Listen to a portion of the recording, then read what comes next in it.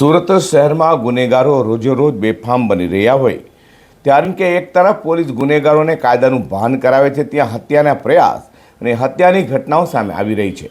સુરતના કોસાડ આવાસ ખાતે નજીવી બાબતે પિતા પુત્ર પર માથાભાર ઈસમો દ્વારા કરાયેલા જીવલેણ હુમલામાં પુત્રનું સારવાર પહેલાં જ મોત નિપજવા પામ્યું હતું, જ્યારે પિતાની હાલત ગંભીર હોય પોલીસ દોડતી થવા પામી છે। સુરતમાં જાણે અસામાજિક તત્વોને પોલીસનો કોઈ ડર જ ન હોય તેમ લાગી રહ્યું છે, કારણ કે પોલીસ વારંવાર ગુનેગારોની શાન ઠેકાણે પાડી તેઓને કાયદાનું ભાન કરાવી રહી છે, પરંતુ તેમ છતાં પણ ગુનેગારોને પોલીસનો ડર ન હોય તેમ હત્યા પ્રયાસ અને હત્યાની ઘટનાને અંજામ આપતા ગુનેગારો અચકાતા નથી।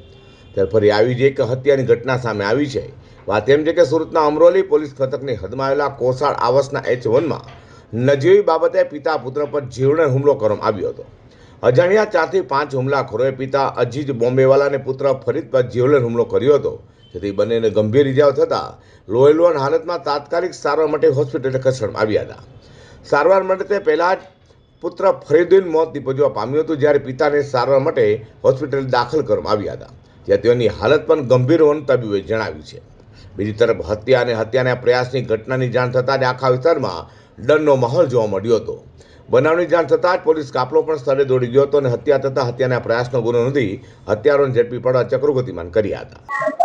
11:30 बजे में जो मुझे फोन आया कि भाई कोसाड़ के अंदर जो फरीद नाम का अजीज भाई बॉम्बे वाला, उनका लड़के का नाम है, फोन आया कि लड़के को किसी ने गाँव मार दिया। और मैंने मेरे घर के लोगों को बोला मेडिकल कॉलेज पहुंचो, वो लोग वहां गए। 10-15 मिनट में तो खबर आ गई कि लड़का गुजर गया। जब मैं यहाँ आके देखा, मैं आधा घंटे में यहाँ पहुंची।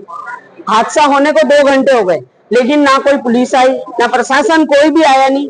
जो गुजरा है लड़का, उसके अब्बा सीरियस है, एक लेडीज हॉस्पिटल में अंदर।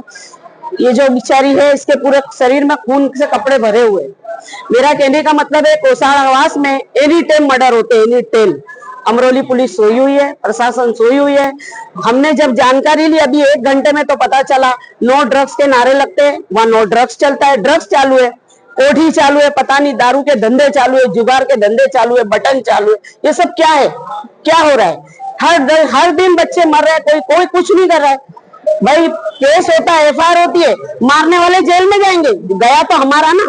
સુરતના અમરોલી કોસાડ આવાસ વિસ્તારમાં વારંવાર અસામાજિક તત્વો બેફામ બની આમ જનતાને હેરાન પરેશાન કરી રહ્યા હોય ત્યારે આવા ગુનેગારો સામે હવે પોલીસે કડક હાથ કામગીરી લેવી પડશે તેમ લાગી રહ્યું છે। તો કે હાલ કોસાડ આવાસ વિસ્તારમાં ડરનો માહોલ છવાઈ જવા પામ્યો છે।